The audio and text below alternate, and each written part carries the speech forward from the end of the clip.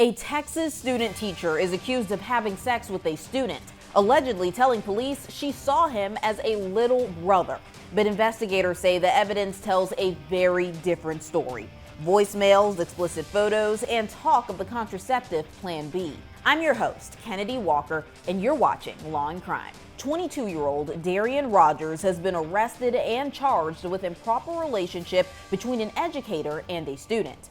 Authorities say the alleged victim is 17, which is the legal age of consent in Texas, but when that relationship involves a teacher, it's illegal. According to documents obtained by KTBC, Rogers and the teen worked at H-E-B, a popular Texas grocery chain, before she became a student teacher at Rouse High School, located about 30 miles from Austin. She began her student teaching assignment in January. By April, a fellow student reportedly came forward reporting what she called a sexual relationship between Rogers and a minor. The student also allegedly provided a voicemail from a woman identified by police as Rogers, in which she reportedly admitted to sending explicit photos to a 17-year-old male student. Rogers' LinkedIn profile shows in addition to working at the grocery chain, she is a senior at the University of Texas at Austin, majoring in special education and teaching. According to Leander ISD, the school district where Rogers worked, a student teaching role is the final step towards becoming a certified educator, with Rogers expected on campus 5 days a week under supervision. Police questioned the alleged victim, who initially denied having relations with Rogers, but after giving police access to his phone, the story changed. Among messages recovered by investigators, a conversation about the Plan B contraceptive pill and a video reportedly showing Rogers taking it, along with a photo of the receipt.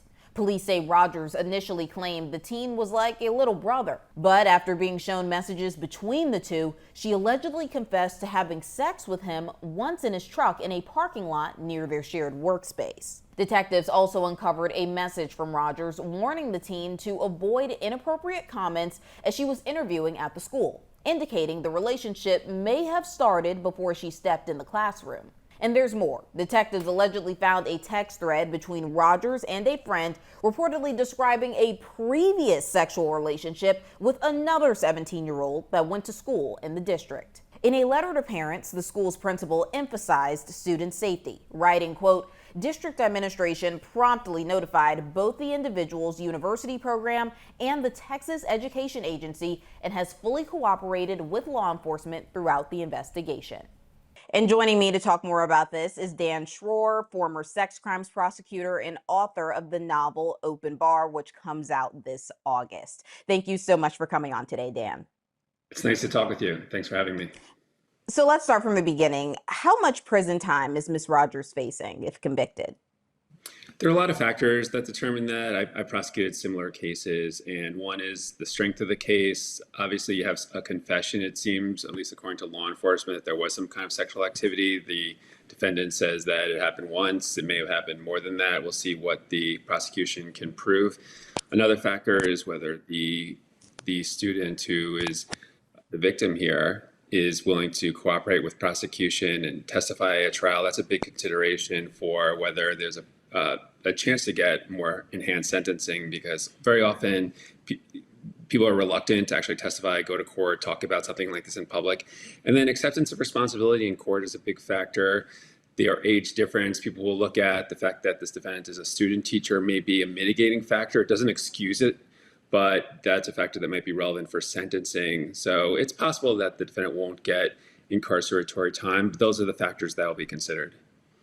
And let's talk more about that. You're right. Ms. Rogers, she is not a full-time teacher. According to her LinkedIn page, she was actually still a college student, expected to graduate this month, actually. So currently her role at the school, it was a student teacher, not a full-time teacher. Given the fact that she is a student teacher, does the law still treat her the same?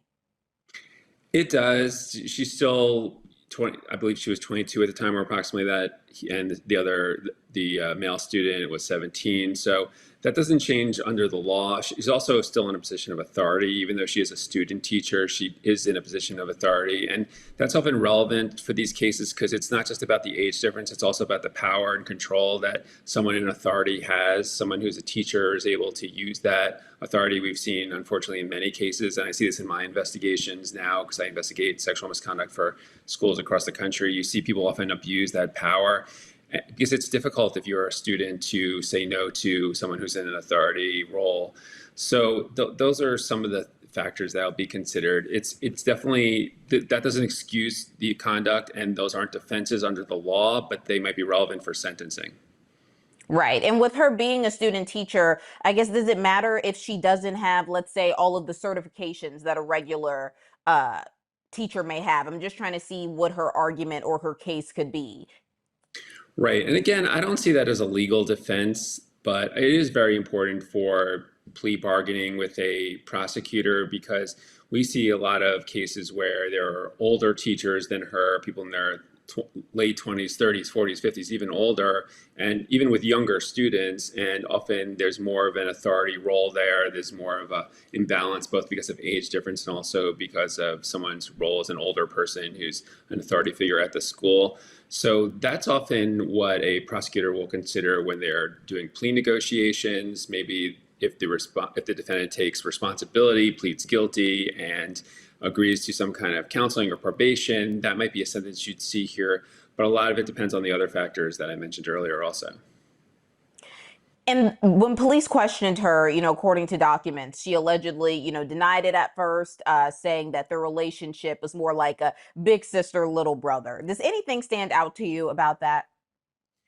I guess the police at that point knew that there was some type of personal relationship between the two of them, that it wasn't just a teacher-student relationship. So the defendant's initial response was that it was a familial relationship that didn't involve a sexual relationship. But then according to news reports, they found text messages on the phone of the student showing that the teacher and the student were talking about using Plan B contraceptives because they were engaged in a sexual relationship. And once each of them, it says, were shown that separately, and they both admitted that there was a sexual relationship. So that is how, according to law enforcement, they got confirmation. And that's powerful evidence, an admission from this teacher that there was some kind of sexual relationship. At first, we see that in many cases where someone's confronted with an allegation, the first instinct is to minimize it. And then sometimes when people are confronted with electronic evidence, I see that in my investigations all the time. Electronic evidence is very powerful, not only to show that someone is responsible for certain sexual misconduct, but also sometimes to show that someone's not responsible. Sometimes people have text messages or others that contradict the allegations. So in this case, they seem to corroborate that there was some kind of sexual relationship. Correct. And according to police, it wasn't just text messages. Ms. Rogers allegedly sent the 17-year-old a video of her taking the Plan B pill as well. How damaging is that detail? Well, it's certainly hard to explain because you're not going to normally send a message like that, send a video of that to a student when you're a teacher. That's not the type of communication that students and teachers usually have with each other. So I think that's why the defendant, according to law enforcement, the teacher admitted that there was a sexual relationship with the student when they were confronted with that. That could change. People often make statements to the police or allegedly make statements to the police, and then they later recant them and they say, maybe I just made that statement because I was nervous about the interrogation by the police and that it was unfair, and they try to have statements thrown out. So just because there's a statement that was made doesn't mean it'll actually be used in court, but that is pretty powerful evidence for the prosecution. What if the suspect and the 17-year-old boy, what if they met outside of school, right? Because again, she was a student teacher. She just started working there in January, according to reports. So she was also, according to all the documents, an employee at the grocery store. The 17-year-old student was allegedly an employee at the grocery store. If that was the case and they met outside of school before she started working there, does that help her? Does it matter at all? Again, I think that might be relevant for sentencing and it might be mitigating factors, but ultimately once they are in that teacher-student relationship, most schools have policies that prohibit those type of relationships. And then also the law often prohibits those types of relationships, either because someone's in an educational authority or because of their age difference. So the fact that they met outside of school might make it seem less serious, and maybe it'll lead to a lighter sentence, but it shouldn't change the factors of whether the criminal statutes were violated, whether a school policy was violated. But I saw that the school really seized on that. The school put out a message to their community saying, we want you to know all these allegations allegedly occurred outside of school premises. They weren't during school events. So certainly for the school community, I think that's something that's helpful for them to know that this wasn't happening in the school, but that might not change the relationship and what law enforcement does. But hypothetically, if a person finds themselves in this type of situation, right? They have a certain job, they're with someone a little younger, but it's not against the law because it is technically the age of consent, and then they get put in this position of working at a school. Should they report that, relationship or alleged relationship before working there? Should they end it as soon as they become a school employee? How do they avoid any potential charges? Well, if someone's going to be a teacher and someone who's significantly younger is going to be a student and they're having a sexual relationship, I think they should at least disclose it to human resources or the equivalent in the school district so that they're being open about it, ask for guidance about how this relates to school policy, maybe seek legal advice to see whether this might violate any law. And then if it does violate school policy, if it does violate some part of the law, then maybe the teacher has to think about, do I want to continue this relationship? Is there a way that either I can go to a different district or the student can go to a different district? That might not change the age difference, but it might change the fact that they're a student-teacher relationship. So I think it is important to be transparent about it. It doesn't mean you automatically have to stop a relationship, but you do need to comply with the law and your school policy. And going back to text messages that police say that Ms. Rogers sent, they say that they found messages about avoiding inappropriate comments before she got the school job. So does that look like someone trying to cover their tracks? How will that play out in court? In a way, it seems like someone's covering their tracks, but it also may be someone who had a pre-existing sexual relationship and understood that it would be inappropriate for them to engage in anything, even verbal interchanges, while they were at the school. So I think it could be argued that that was a responsible step, although the flip side of that would be that it's covering up their relationship. But certainly, if they had a pre-existing sexual relationship, then they find themselves in a teacher-student relationship. It could be argued that that's responsible to say, well, let's make sure that while we're at school, we're not acting in a way that reflects the sexual relationship. How much does intent matter in a case like this? Intent is usually not relevant at all because these are strict liability crimes. Most of these, whether if it's illegal because of the person being a teacher or because they're older, that's called there are strict liability crimes, which means that if the sexual act occurred, then it is per se illegal. It's not about whether the person knew the person was underage. But in this case, it does seem like the teacher knew the person was a student, knew the student's age. So I don't think there's an excuse to say they didn't intend to have the relationship. And I'm not even sure how you can say that because it's not something you're not accidentally having a sexual relationship with somebody. Right. And if this does go to trial, does the closeness in age matter to the jury? Her being 22, him being 17? Well, again, though, it depends on the specific statute in the state and what it says about whether it's illegal and what crime it is based on the age difference. Most states have different variations of this type of crime where a larger age difference would be a more serious felony. And also, depending on how young the student is, that would change what kind of felony it might be. But usually the jury's not wrestling with that. The jury is deciding whether or not someone's guilty, generally, based on the statute. And then it's often a judge that's making the sentencing if it goes to trial. But most of these cases don't go to trial. Most of these cases that I've handled, both as an investigator and as a criminal sex crimes prosecutor, they often end in plea bargains. So those are factors that will probably be relevant for the plea negotiations. Let's talk more about that. Yeah, because some people reading this, they may think, okay, could this be handled outside of court? How exactly does that process go? And what could her attorney argue in order to keep it out of a trial? Sure. Well, the prosecutor is going to evaluate the strength of their case, what they're seeking, and whether the student wants to cooperate, wants to testify, what he and his family want. Those are factors that the prosecutor will take into account. If there is some kind of mitigating factor, and we talked about some of the potential mitigating factors here, there might be a probationary sentence that's agreed to between the defendant and the prosecution. But if it went to trial, then usually people face enhanced sentencing and usually incarceration if they're convicted at trial. And that's a big incentive for defendants to reach a plea bargain before trial because they don't want to take that risk of a judge sentencing them after a jury convicts them. If she does cut a deal, and let's say somehow, some way, she stays out of jail and prison is not on the table, what could a deal like this look like?